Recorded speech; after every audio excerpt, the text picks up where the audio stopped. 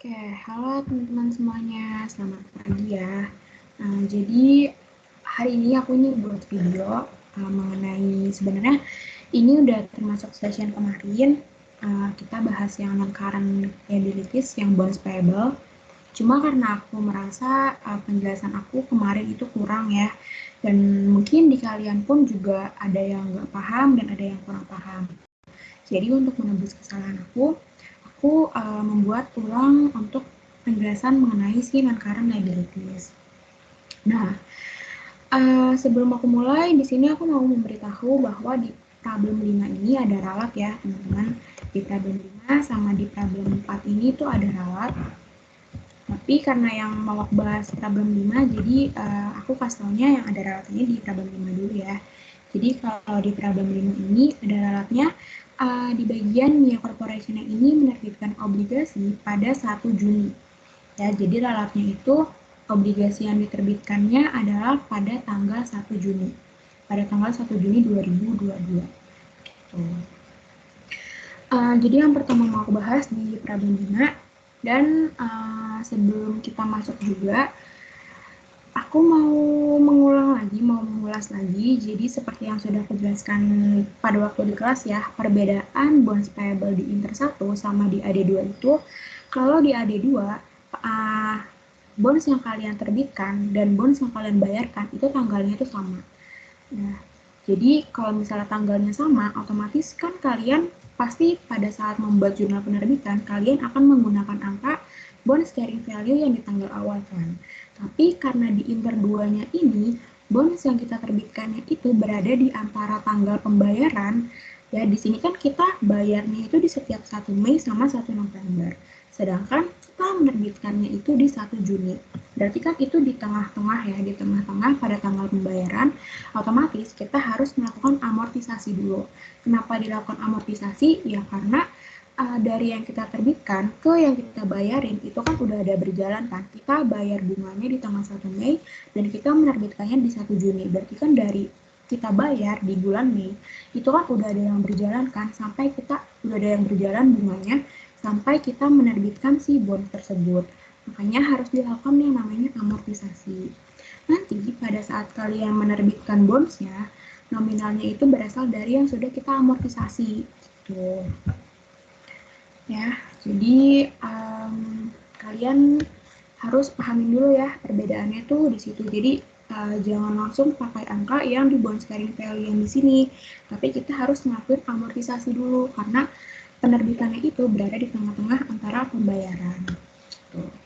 Oke, kita langsung masuk ke problem 5. Jadi di sini ada Mia Corporation. Dia ini bergerak pada industri food and beverage sejak tahun 2020. Lalu dikarenakan adanya pandemi COVID-19 membuat Mia Corporation ini mengalami penurunan pendapatan. Lalu agar bisnisnya ini dapat terus beroperasi, si Mia Corporation ini memutuskan untuk menerbitkan 50.000 lembar Calable Bonds dengan total nominalnya itu $750. Ini sudah total ya teman-teman. Jadi kalian nggak perlu mengkalikan dengan apapun. Jadi nilai bonds kita ini adalah $750.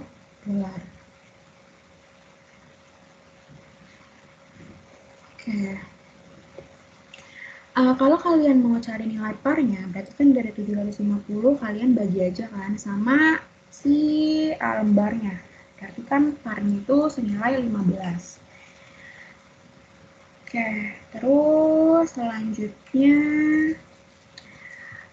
bunga per tahunnya itu senilai 75.000 ya. Bunga per tahunnya senilai 75.000 akan dibayarkan setiap tanggal 1 Mei dan 1 November dan mulai dibayarkan sejak tanggal penerbitan obligasi ya, dan mulai dibayarkan sejak tanggal penerbitan obligasi. Berarti pada saat kita menerbitkan obligasi, nanti kita akan melakukan yang namanya pembayaran bunga. Lalu Mia Corporation ini menerbitkan obligasi pada 1 Juni 2022 pada suku bunga. Suku bunganya itu market rate ya.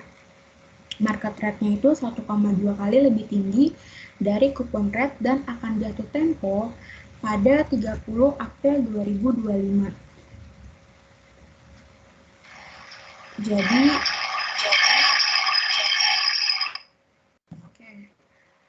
jadi nanti jatuh temponya itu di 30 April 2025 ya. Lalu pada 1 Oktober 2024, si Neo Corporation ini menebus 25% obligasi. Ya, jadi kita kan tadi menerbitkan 50.000 lembar, tapi yang ditebus cuma 25%. Berarti dari 50.000 lembar, berarti yang ditebus hanya 12.500 kalau nggak salah, cuma 12.500 lembarnya aja. Terus dikatakan bahwa memperoleh keuntungan sebesar 4.000. Jadi pada saat kita menebus itu kita dapat nih keuntungan sebesar 4.000. Lalu sisa obligasi yang dimilikinya, tadi kan kita nebus 25% kan. Sedangkan di sini kan bonds yang kita terbitkan ini adalah 50.000 lembar, anggap aja 100% ya kan. Berarti masih ada 75%-nya lagi ya yang harus kita tebus pada saat jatuh tempo dan pada kurs 99. Lalu kita diminta untuk membuat tabel amortisasi terkait diskon atau premium dengan menggunakan effective interest method. Ingat ya, kalau bonds payable itu kan dia ada dua metode ya, ada effective interest method sama ada straight line. Jadi kita di sini menggunakan metode si effective interest methodnya aja. Terus nanti kita harus menentukan nih, ini tuh dia diskon atau premium gitu. Kalau misalnya dia diskon, bondsnya ini semakin lama nilainya akan bertambah. Kalau premium, bondsnya ini semakin lama nilainya itu akan semakin berkurang. Jadi nanti ada perbedaan di jurnalnya antara diskon dan premium. Lalu kita disuruh membuat jurnal yang diperlukan untuk tahun 2022, 2024, dan pada saat jatuh tempo. Jadi untuk tahun 2023 kita nggak perlu buat ya, teman-teman. Oke, kalau kalian perhatiin di sini, kita kan cuma dikasih tahu mengenai si market rate-nya aja ya. Kita nggak dikasih tahu mengenai si si CR-nya ya. Kita nggak dikasih tahu berapa sih persenan dari si CR-nya itu atau si kupon rate-nya gitu. Berarti kita perlu cari ya, kita perlu cari. Gampangnya kan kalau kalian mau cari yang namanya bunga ya, di sini kan bunga per tahunnya kan kita udah dikasih tahu kan. Kalau kalian mau cari bunga ya, misalnya di sini bunganya belum dikasih tahu, berarti kan rumusnya caranya itu kan interest sama dengan kupon rate kalian kali parnya kan. Nah karena di sini kupon rate-nya yang nggak dikasih tahu, berarti tinggal dibalik aja. Kupon rate sama dengan interestnya dibagi sama parnya. Oke, di sini interestnya itu kan dia 75.000 betul. 75.000. Ya, sedangkan parnya itu adalah 750.000 dolar. Berarti itu adalah dari 75.000 si nilainya kalian bagi sama nilai parnya, yaitu 750.000. Ya, berarti untuk si kupon rate-nya ini adalah 10%. Nah, ini kan kita nggak dikasih tahu persenannya langsung kan. Terus kalau kita mau cari gimana? Nah, kalau kita mau cari, kita lihat informasi yang ini. Kan Neo Corporation ini menerbitkan obligasi pada 1 Juni. Pada suku bunganya itu 1,2 kali lebih tinggi dari kupon rate. Kupon rate-nya kita udah ketemu ya, berarti cara cari market rate-nya tinggal kita kalikan aja.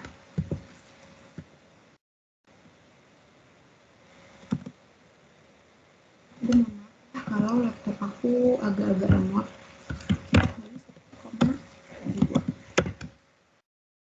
Jadi kupon rate kita adalah 10%.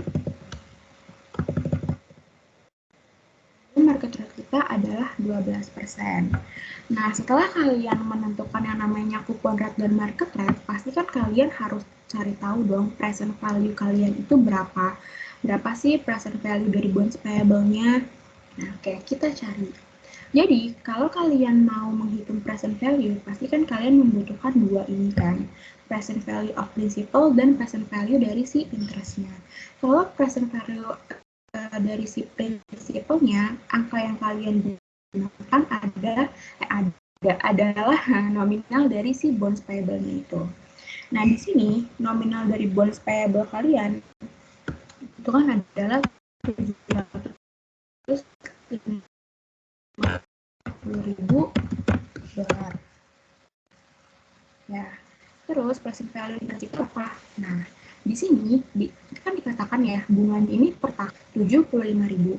Tapi dia ini kan dibayarnya sama tiap bulan Mei sama bulan November. Berarti kan dibayarnya kan itu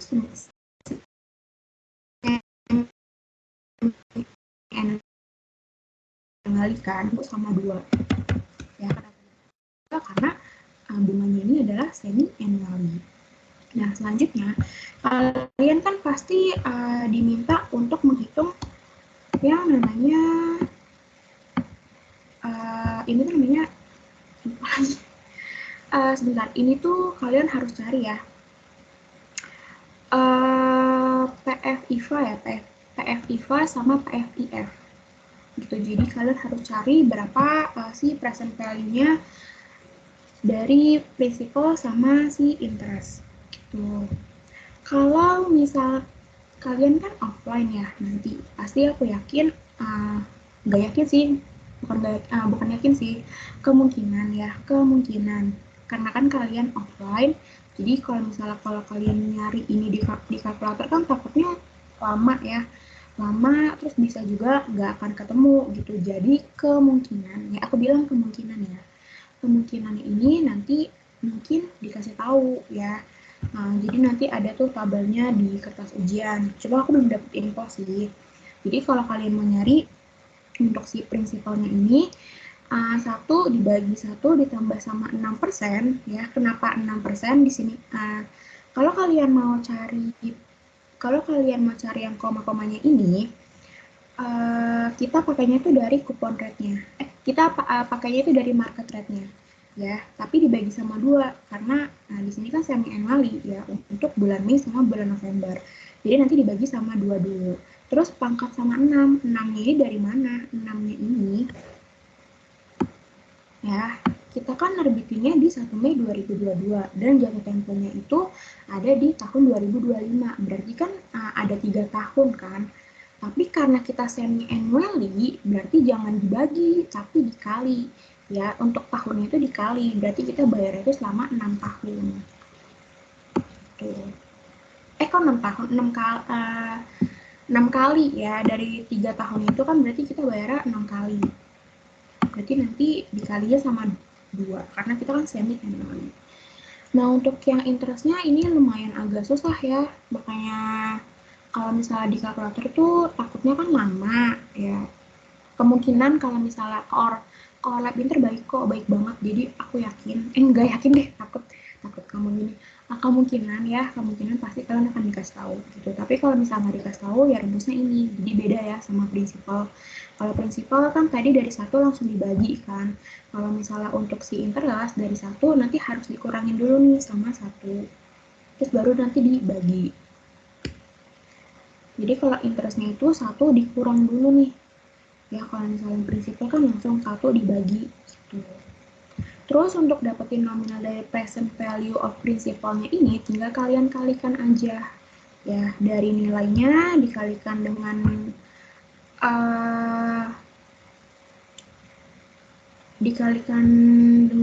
ininya ya, PF-IVA-nya, atau ini kan PF-IVA, ini PF-IF ya. Bentar ya, itu agak-agak lupa jadinya. Nanti akan ketemu ya hasilnya, terus ini juga dikalikan aja dari nilai interestnya dikalikan sama PF-IF-nya aja. Jadi untuk present value-nya ini tinggal kalian jumlahin aja. Nah, oh iya. Ini itu dia diskon ya. Kenapa diskon? Karena market rate-nya itu lebih besar daripada si kupon rate-nya. Aku udah ngasih catatan juga di sini, jadi mungkin bisa kalian baca ya. Kalau market rate-nya lebih besar berarti diskon, kalau market rate-nya lebih kecil berarti premium. Ya, yang ini tuh jarang terjadi. Jadi biasanya cuma antara 2 ini, diskon sama si premium. Gitu. Jadi ini diskon ya.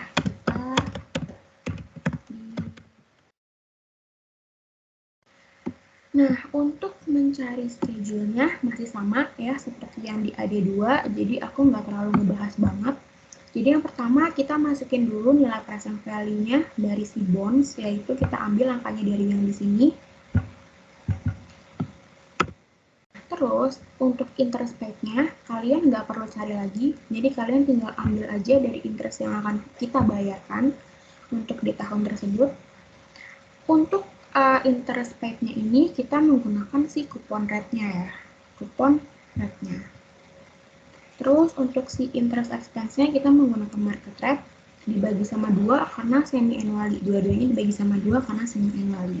Nah, untuk si interest expense-nya ini didapatkan dari nilai si bonds carrying value dikalikan sama persenan market rate-nya.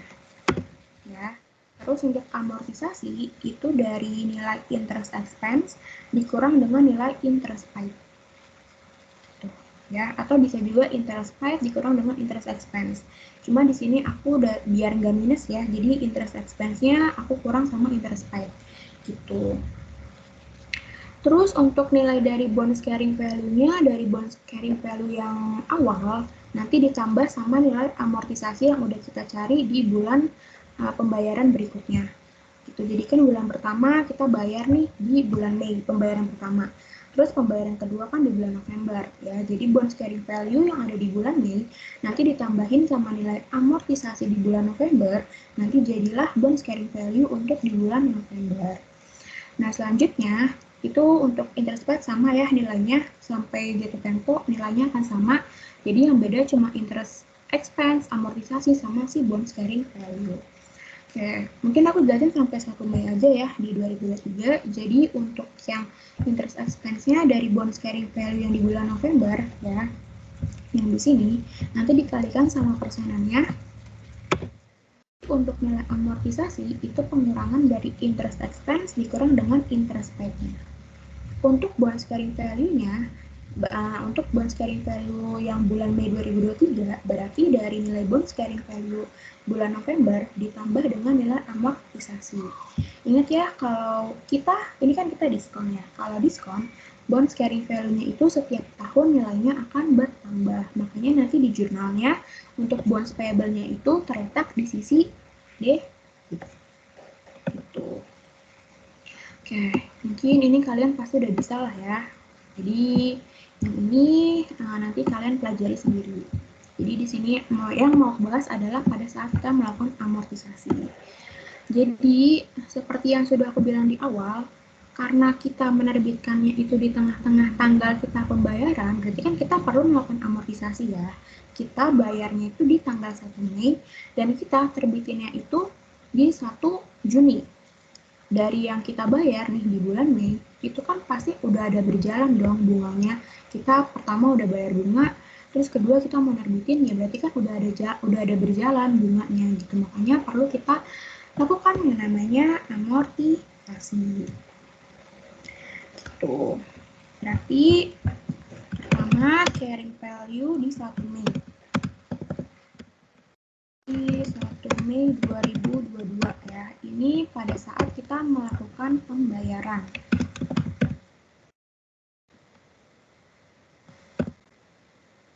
Harusnya kan kita bayar segini kan? Ya, harusnya kan kita bayarnya segini. Ini kan carrying value pada saat kita melakukan pembayaran. Tapi karena kita terbitinnya di tengah-tengah kita bayar, berarti ada amortisasinya. Amortisasi dari bulan Mei sampai, karena kita diterbitinnya 1 Juni, berarti sampai 1 dari 713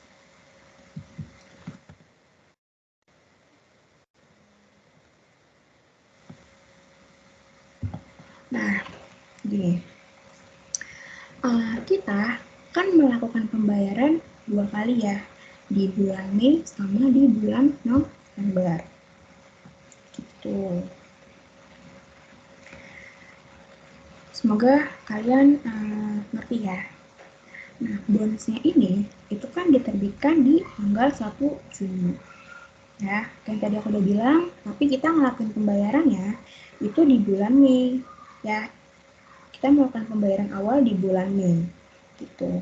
Dari kita bayar nih di bulan Mei, terus kan kita menerbitkan ya di bulan Juni, itu kan pasti udah ada berjalan kan amortisasinya, ya. Udah ada berjalan amortisasinya. Makanya cara kita cari nilai amortisasi standar kan sama 1 dibagi sama 6. Kenapa pakai angka yang di bulan November? Karena kan di bulan Mei kan kalian nggak ngelakuin yang namanya amortisasi.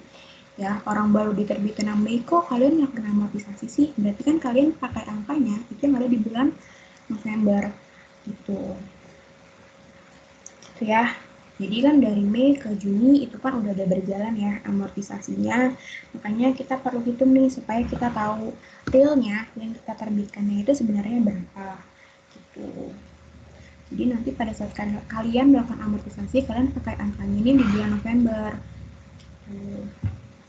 Dikali sama 1, ya. Tadi kan ada dikali sama 1. Itu fraction dari kalian bayar ke tanggal penerbitan. Kalian bayar di Mei, terus kalian melakukan penerbitan di bulan Juni, berarti di 1 Juni, berarti kan fraction yang udah berjalan 1 bulan. Dibagi sama 6, karena kalian bayarnya itu dari bulan Mei ke bulan November itu kan ada 6 bulan. Ya, jadi dibagi sama 6.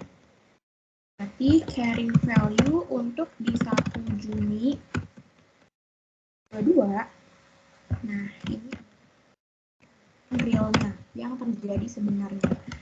Karena dia diskon, jadi perlu kita tambah ya.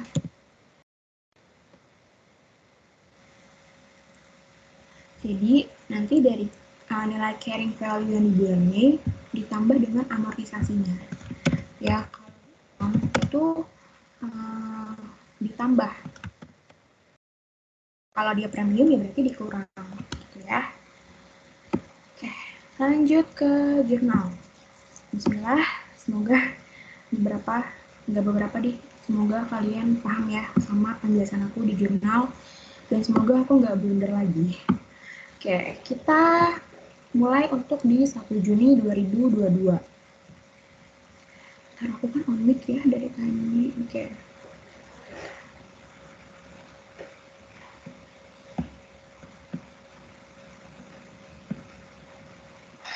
Oke. Oke. Berarti kita buat jurnal untuk pada saat kita melakukan penerbitan.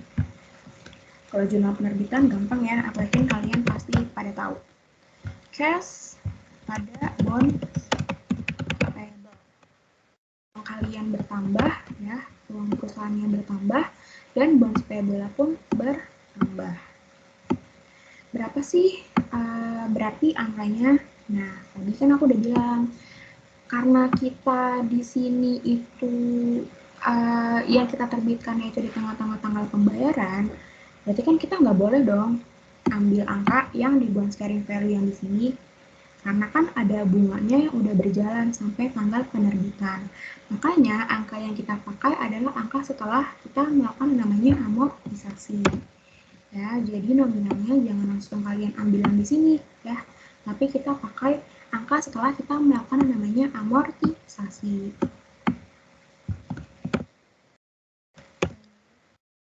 Nah, lalu dikatakan ya, tadi mana ya?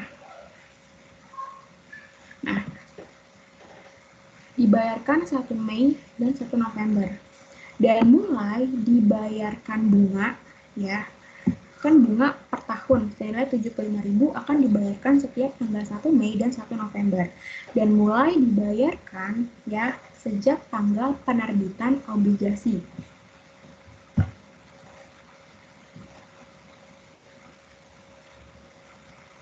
Berarti mulai dibayarkan sejak penerbitan obligasi. Kita kan di sini terbitannya 1 Juni dan kita bayarinnya ini kita kan nerbitinnya di 1 Juni ya, dan kita mulai bayar itu di 1 Mei sama di 1 November. Berarti ini kan bunganya itu dibayarkan sejak tanggal penerbitan obligasi. Oke, kita ke 1 November dulu ya. Nah, berarti jurnal Nah, itu kan kalau kita bayar bunga, itu kan ada interest expense, ada cash. Ini adalah sebesar nilai bunga yang kita bayarin. Tuh. Tapi, ada tapinya. Nilai interest expense yang di sini, ya, yang kalian bayarin harusnya tuh nggak segini. Ya, harusnya nggak segini. Kenapa nggak segini? Karena tadi kan kalian dari bulan Mei ke bulan Juni, itu kan kalian udah ada bayar bunga dong. Berarti kan harusnya udah ada beban bunga yang berjalan. Berarti kalian harusnya nggak bisa akuin sebesar segini. Berarti untuk di bulan Juni nanti, untuk di bulan Juni yang tadi, ya, kalian buat jurnal cash pada in.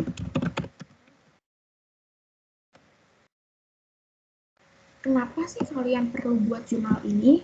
Karena jurnal ini digunakan ya. Di sini kan kalian mencatatnya itu 37.500. Ini kan full bunga yang harusnya kalian bayarin kan. Tapi karena di sini kan kalian udah ada bayar bunga ya. Udah ada bayar bunga dari Mei ke Juni, berarti kan harusnya kan udah ada beban bunga yang berjalan. Jadi, pencatatan ini itu tuh untuk ngebalikin atau menghapus nilai interest expense yang di sini. Ya, gitu. Karena kan kita harusnya nggak bayar full. Nggak bayar full karena ya di sini harusnya udah ada beban bunga yang berjalan dong. Gitu.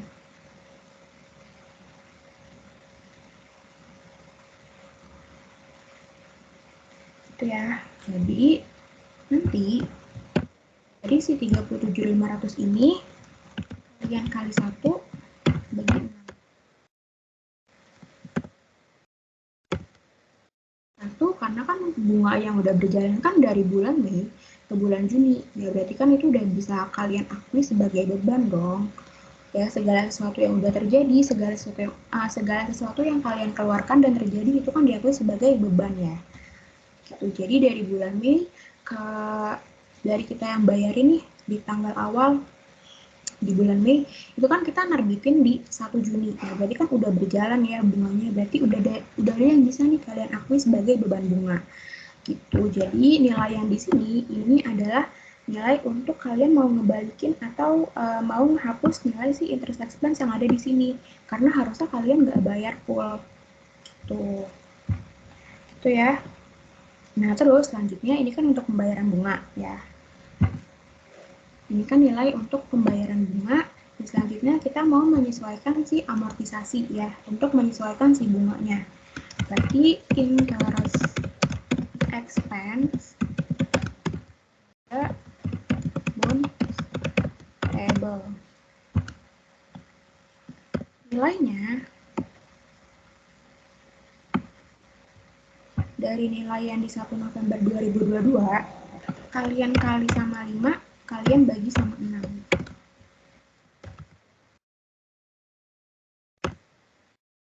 Kenapa dikali sama 6? Ya karena sisanya. Tadi kan kalian udah bayar, tadi kan beban yang udah kalian akui kan itu dari Mei ke Juni kan udah 1 bulan tuh kalian akui. Nah berarti sisanya karena kalian mau menyesuaikan ya, berarti tinggal sisanya aja 5/6 gitu. Nah kalau kita misalnya ini kan harusnya kalau jurnal pembayaran bunga, kalian kan kalau buat jurnal kayak gini ya, harusnya interest expense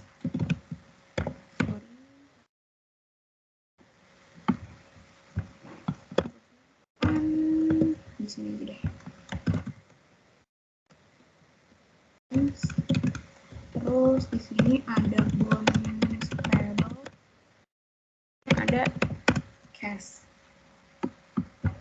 Ya kan, ini kalau kalian misalnya mau ngelakuin pembayaran. Aduh, bentar. Harusnya kan berarti kalau kalian mau bayar dari 37.000 di sini bonus payable-nya ini kan kalian ambil dari yang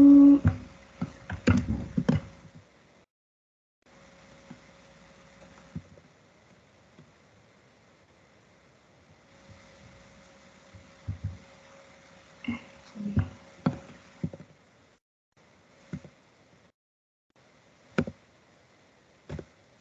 maaf.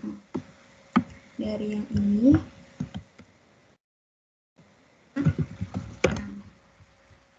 berarti harusnya interest expense di sini kan kalian tinggal jumlahin aja.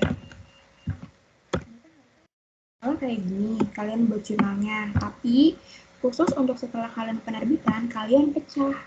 Ya, kenapa dipecah? Karena kan kalian harusnya kan bayar bunga itu kan full ya. Untuk kalian kan harusnya bayar bunga full nih di bulan November.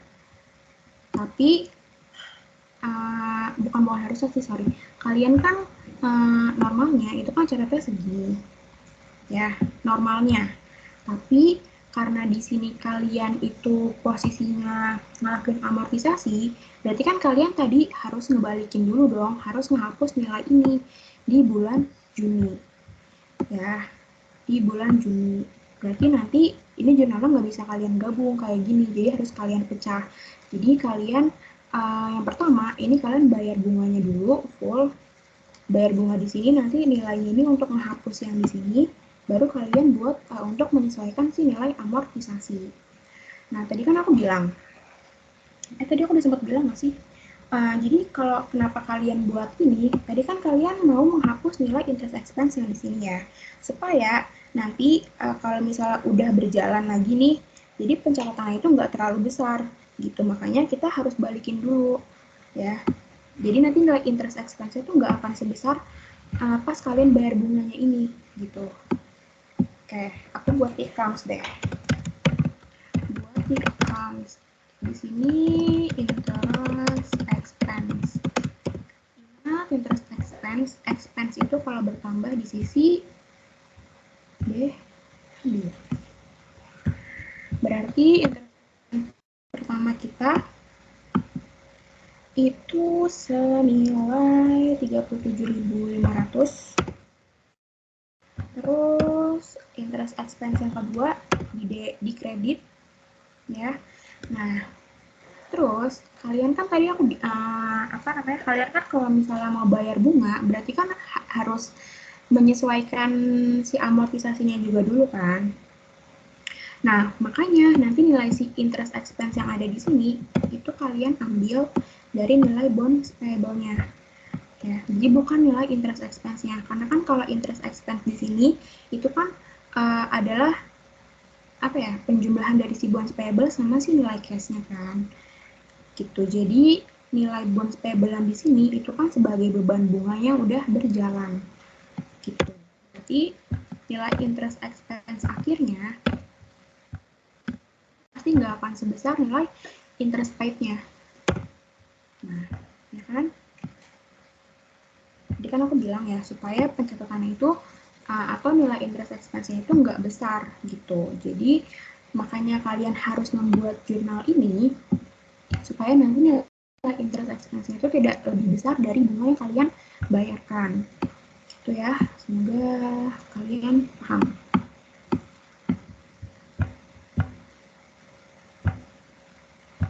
Tuh.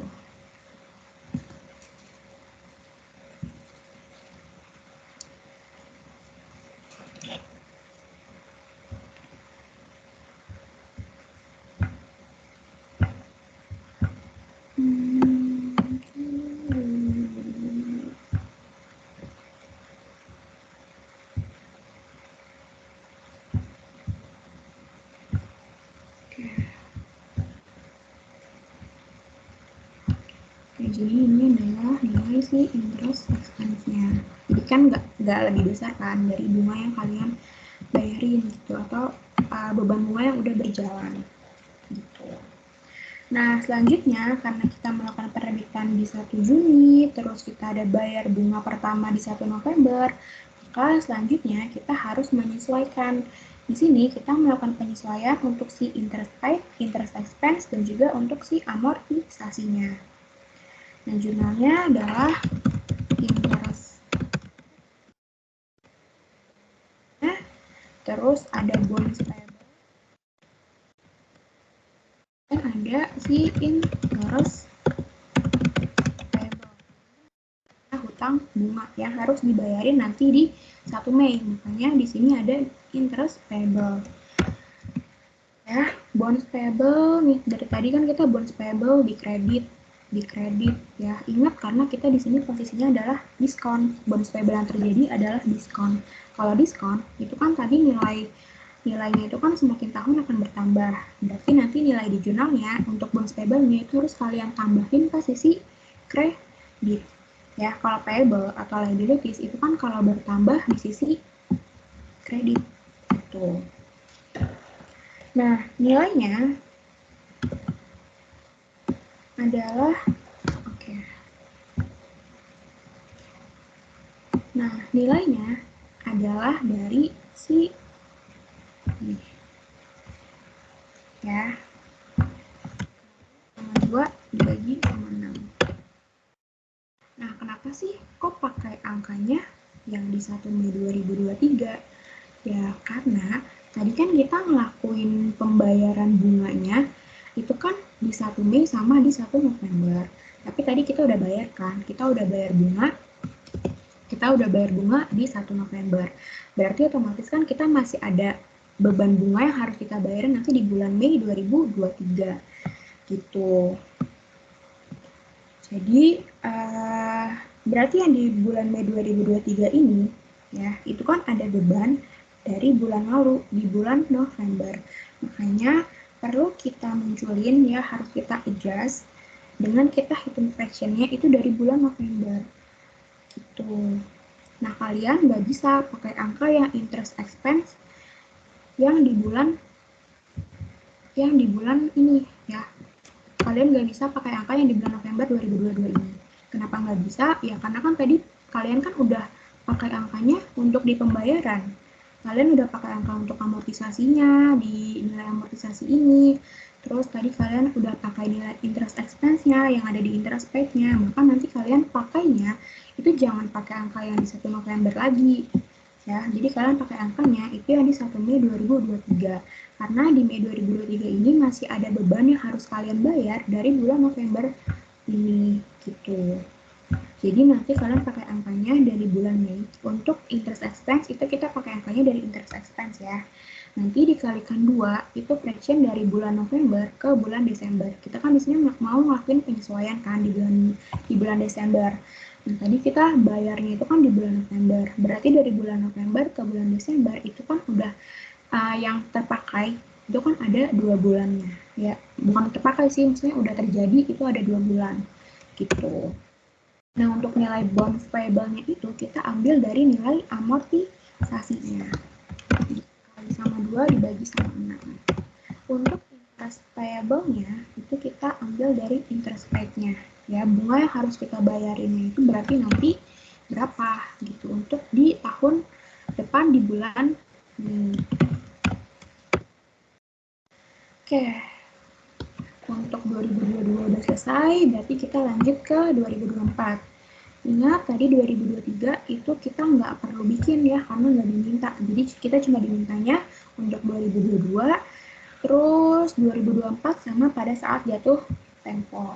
Berarti kita buat untuk di 1 Mei 2024. Itu jurnalnya si interest expense, terus ada interest payable. Payable-nya ini nanti kalian langsung ambil aja dari angka yang di sini. Ya, bunga yang akan kita bayarin nanti di tahun 2024 itu adalah sebesar dari yang ini, yang di sini. Tuh, makanya kan tadi aku bilang ada interest payable ya karena kalian masih ada hutang bunga yang harus kalian bayarin nanti di tahun depan. Terus ada bonds payable dan ada cash. Karena kalian mau bayar ya pasti kalian ngeluarin uang. Oke.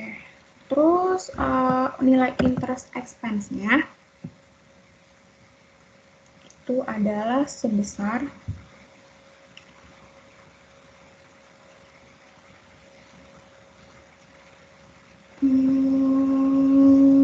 oke.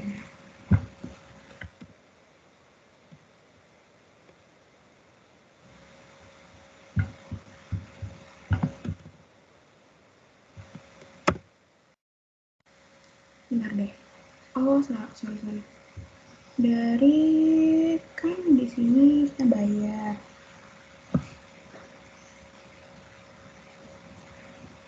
Oke, nilai si interest.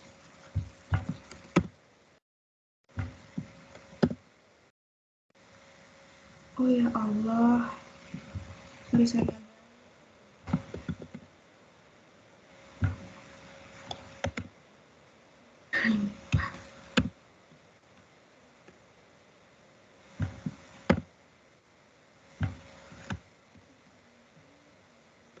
Berarti untuk nilai cashnya. Oke. Jadi, maaf ya, mulai error. Jadi untuk pembayaran di 1 Mei 2024 berarti kalian ambil angkanya dari yang di sini. Ya. Untuk interest expense-nya berarti dari 43794 dikalikan sama 4 dibagi sama 6. Kenapa dikali sama 4? Karena dari bulan Desember sampai bulan Mei ya, bunga yang udah berjalan itu kan berarti 4 bulan kan. Januari, Februari, Maret, April. Ya, Mei-nya nggak kehitung karena kan dia Mei tanggal 1. Tuh, berarti nanti dikalikan 4 sama dibagi sama 6. Untuk interest payable-nya, ini kalian langsung ambil dari jurnal penyesuaian yang sebelumnya ya, untuk nilai si interest payable-nya. Untuk bonds payable-nya, kan tadi aku bilang ya, kalau bonds payable itu kalian ambil dari nilai amortisasinya. Ya, nilai amortisasinya dikali sama 4, dibagi sama 6. Untuk nilai cash-nya, itu adalah sebesar nilai yang kalian bayarkan. Gitu. Gitu ya. Selanjutnya, kita buat jurnal penebusan. Di soal, itu kan dibilang, pada 1 Oktober 2024, Mia Corporation-nya itu menembus 25%. Ya, menembus 25%.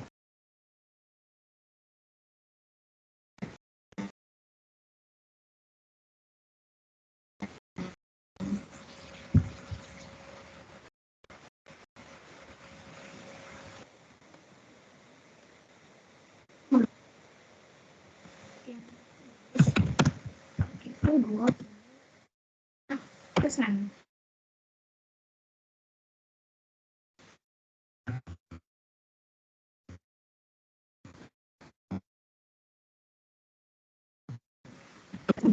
Berarti lembar pada saat jatuh kan kalian pernah nginjak itu kok persen sih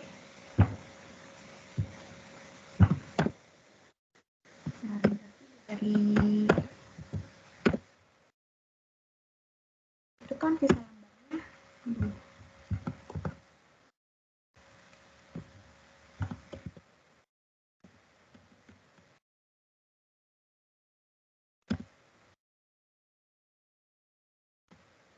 Nah, itu kan harusnya 37.500 ya. Kita rupiahin deh. Ini bukan rupiah ya, tapi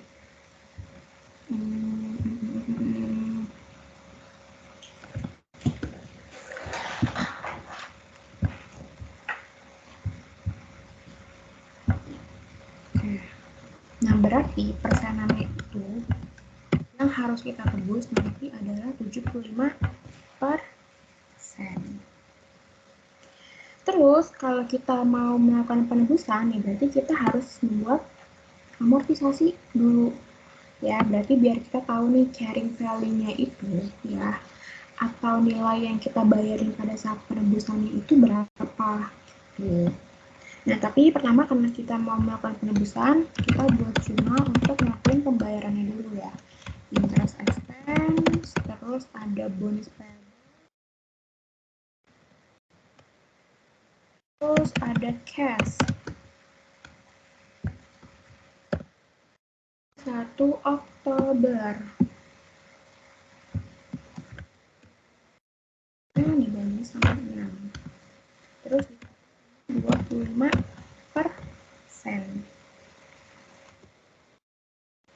Ini kan tadi dikali 5 kan. 4. Oke, jadi interest expense yang di sini, ya, kalian ambil angkanya itu dari bulan November. Kenapa dari bulan November? Karena kan di sini ibaratnya kalian mau nebus kan di bulan Oktober. Sedangkan tadi kan kalian udah ngebayar kan yang di bulan Mei. Berarti kan angka interest expense sampai cash ini kan kalian udah dipakai kan yang di bulan Mei ini.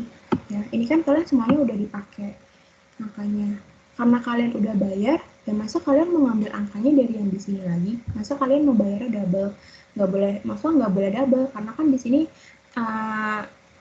apa ya bilangnya ya? Kalian kan udah ditentuin kan, kalian tuh melakukan pembayaran itu di bulan Mei sama di bulan November aja. Gitu, berarti kalian nanti ambil angkanya ini, ya, angka untuk di jurnal penebusan interest expense, kalian nggak boleh ambil angka yang dari Mei 2024, ya, karena angkanya ini udah dipakai. Jadi, kalian ambilnya ini nanti angka yang di bulan November. Gitu, karena kan kita mau, mungkin ya di sini asumsinya itu, karena kita mau sekalian nih, kita bayar deh yang ada di bulan November gitu. Jadi nanti kalian ambil angkanya itu dari yang bulan November gitu ya. Ya, berarti sama kalian ambil dari nilai amortisasi yang ada di bulan November dikali sama 5/6 dikali sama 25%. Nah, kenapa dikali 5 dibagi 6? Karena kalian hitung fraction dari kalian bayar di 2024 kan kalian bayar nih di bulan Mei. Terus kalian mau melakukan penebusan di bulan Oktober, berarti kan udah ada beban bunga yang berjalan dong. Udah ada beban bunga yang berjalan, udah ada amortisasi yang berjalan, dan berarti kalian harus ngeluarin cashnya itu kan nggak full. Ya di sini kan nanti kalian ngeluarin cashnya kan nggak full 37.500 kan, karena ya udah ada yang terjadi dari bulan Mei sampai bulan Oktober. Berarti kan dari Mei, Juni, Juli, Agustus, September, ya. Berarti kan Mei, Juni, Juli, Agustus, September. Oktobernya nggak kalian hitung karena kan di tanggal 1. Gitu. Jadi nanti dikali sama 5, dibagi sama 6, dikali sama 25%. Kenapa 25%? Karena di sini yang kalian tebus itu hanya 25%. Gitu. Berarti yang kalian bayarinnya di sini adalah 25%-nya. Nah, selanjutnya kalian buat jurnal pada saat kalian menebus bonds payable. Jadi kan bonds payable kalian berkurang ya, karena udah ditebus. Terus ada cash, karena kan kalian ngeluarin uang. Ya, kalian mau nebus, tapi kalian harus ngeluarin uang. Nah, di sini kan tadi kalau nggak salah kita udah dikasih tahu ya, pada saat menebus itu kita memperoleh keuntungan itu sebesar 4.000. Berarti ada gain. Sebenarnya kalian mau nulis gain on redemption pun boleh, tapi kalau mau bilangnya gain on extinguishment of debt itu kalau harusnya kan ini ya. Cuma nama lain dari extinguishment itu kan redemption juga. Jadi kalau kalian mau bikin gain on redemption pun nggak apa-apa. Di sini kita udah dikasih tahu nih, kita dapat untungnya itu 4.000. Nah, tapi cara kita cari nilai bonus payable-nya sama nilai cash-nya itu gimana sih? Berarti kita cari dulu untuk si amortisasinya. Ya, kita kan bayar di bulan Mei, terus kita nebusnya di bulan Oktober. Berarti kan harusnya udah ada bunga yang berjalan dan kita harus melakukan yang namanya amortisasi. Berarti carrying value di 1 Mei 2024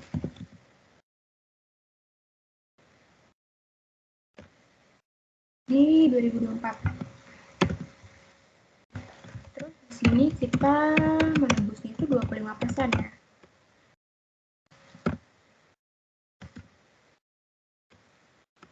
Berarti kan carrying value yang ada di bulan Mei kan jadinya segini karena kita cuma nebusnya itu 25%. Terus amortisasinya atau bunga yang udah berjalannya ya dari 1 Mei ke 1 November.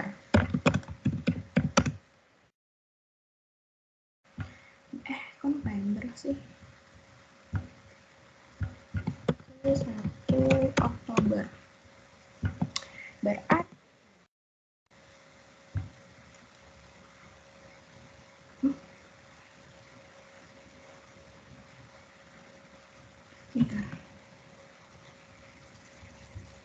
dikalikan 5 dibagi 9.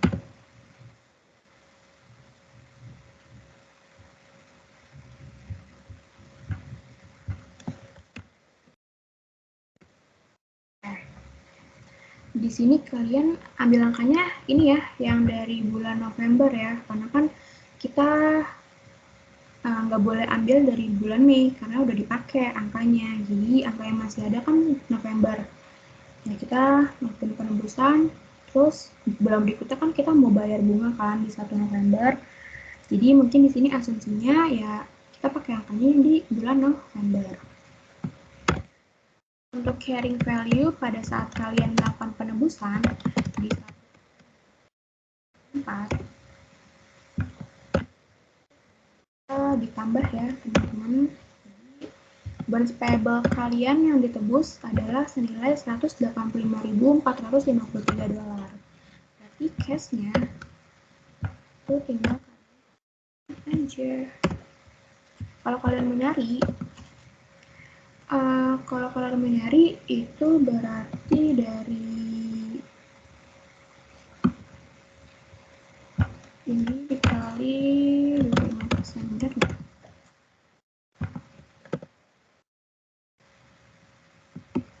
Aku agak lupa ya cara nyari yang ini. Ntar nanti mungkin aku kasih notes aja ya cara kalian cari. Oke, selanjutnya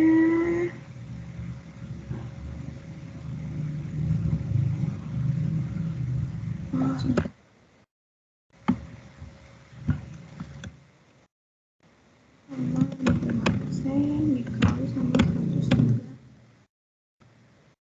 Kalian nebusnya apa sih ini? Oh, kursnya 99.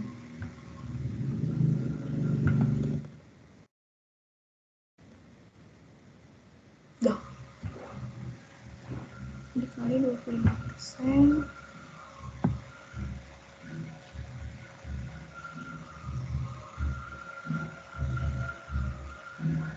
Harusnya sih segini ya.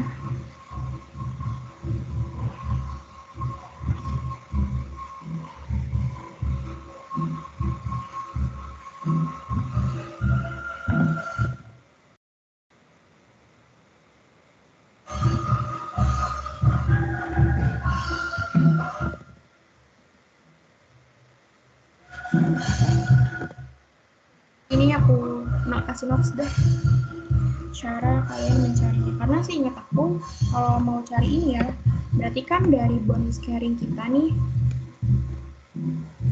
coba sama berapa kita 25% dikali sama 99%.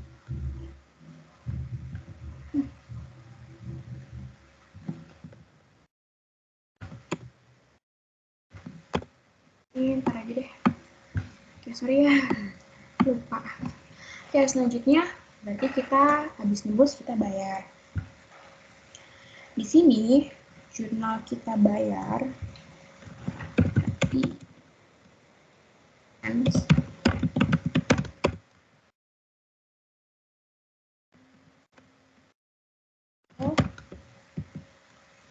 terus ada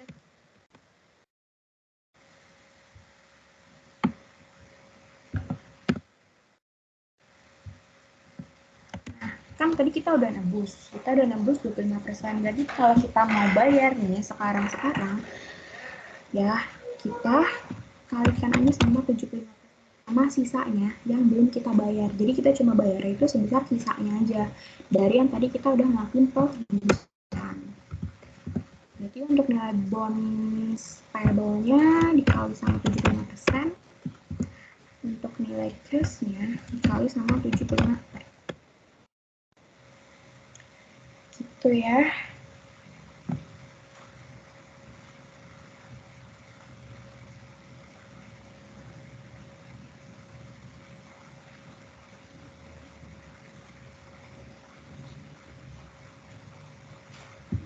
Bentar deh.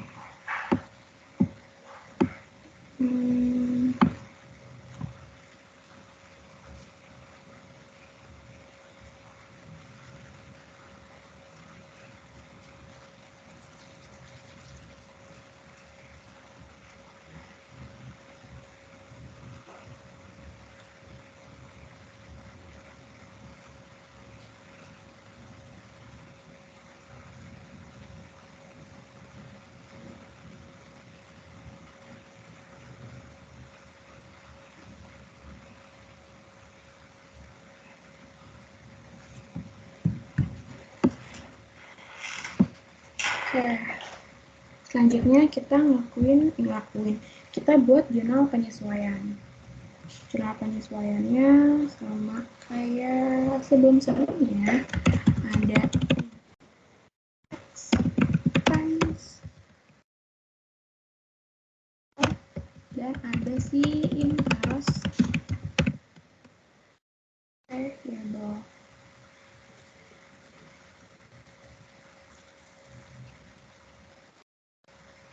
Ntar deh, kok aku masih penasaran ya. Kok hasilnya beda ya, dikali 25%, terus kita kok hasilnya beda ya. Terusnya untuk cara cari case-nya begini.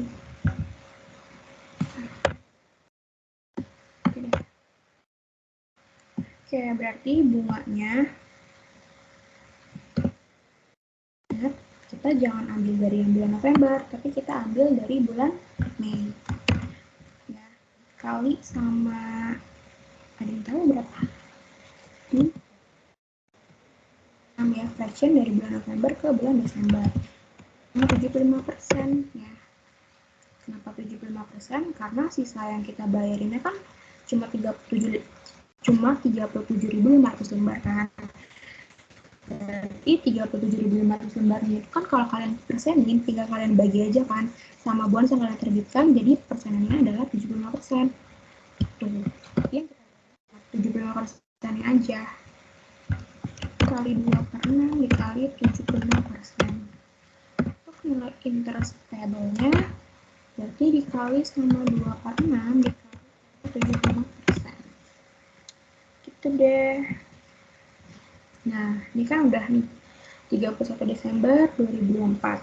Berarti karena jatuh temponya di bulan April, ya habis 2024 kan 2025. Berarti ini adalah pembayaran kita terakhir dan kita mau bayar untuk jatuh temponya.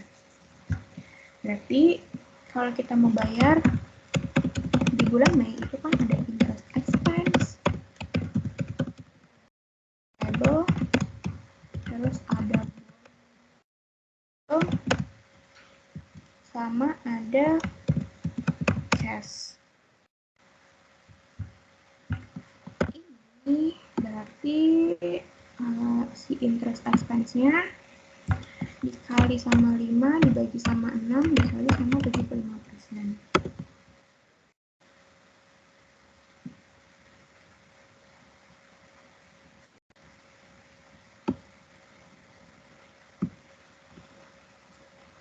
Oh iya, 4 ya, sorry.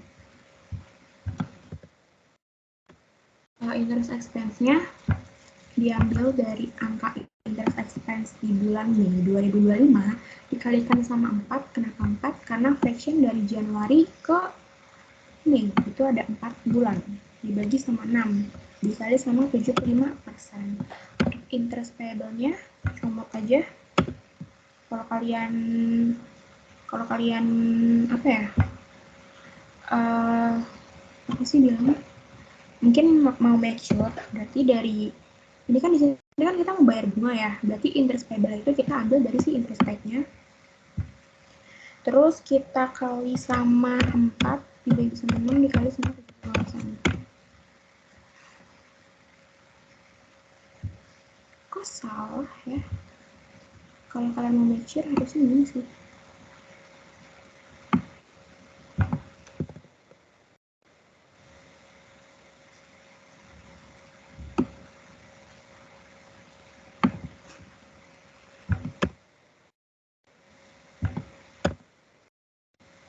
Ntar kok gak sesat ya.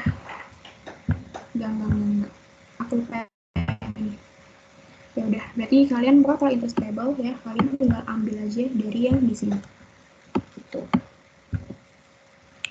Oke, selanjutnya berarti untuk nilai si bonus payable-nya.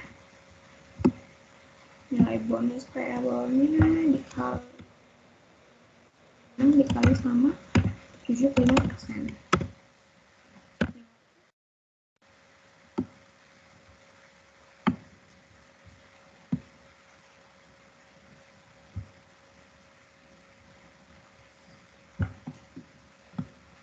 Untuk nilai cash-nya berarti ya kan dari ini kita kali sama bisa menang, kita kali sama 75%.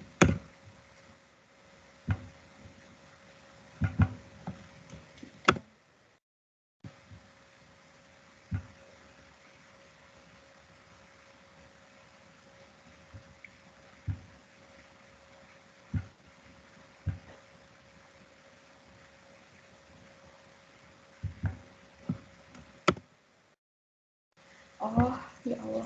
Ya kalian nggak perlu make sure ya. Sebenarnya interest payable ini kalian nggak perlu make sure sih, kalian nggak perlu hitung ulang. Tinggal kalian kali aja sama yang ini. Tinggal kalian ambil aja. Karena kan dari yang di sini kan kita udah ngitung. Tuh, berarti ini aku yang so ide. Maaf ya, jadi ini cuma tinggal kalian ambil aja dari sini. Oke. Nah, karena kita udah buat bayar bunga, berarti kita buat jurnal untuk jatuh temponya. Kita bayar untuk jatuh temponya, ada bonus payable di sisi debit, ya. Bonus payable kita berarti berkurang. Terus ada cash.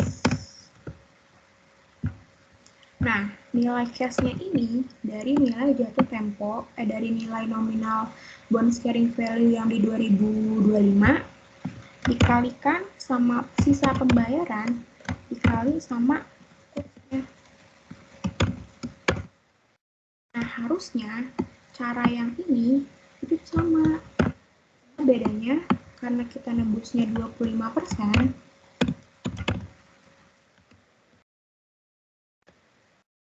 beda nominalnya. Nah, berarti untuk nilai cashnya caranya seperti ini ya. Dari nilai nominalnya, ya nilai nominal bonus carrying value yang di 2025, 750.000 dikali sama 75% karena kita bayarnya sisanya cuma 75% dan dikalikan dengan kursnya. Jadi kursnya itu untuk pada saat kalian mau bayar nih, berarti kan kalian harus ngeluarin uang, jadi kalian bayarnya sesuai sama sisanya dan kursnya gitu. Nah, terus untuk bonus payable-nya sebesar nilai part value-nya. Tapi ya, kita kan di sini udah nebus 25%. Berarti sisanya yang kita bayar cuma 75%.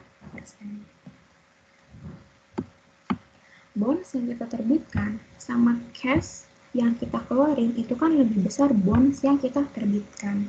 Jadi terjadi placement of debt. Apa? Kita sisihin aja. Jadi kalau ternyata cash-nya, ini aku tulis. Lebih besar dari cash, bonus yang kita terbitkan dan cash yang kita keluarkan ternyata lebih besar bonusnya, berarti gan. Kalau ternyata bonus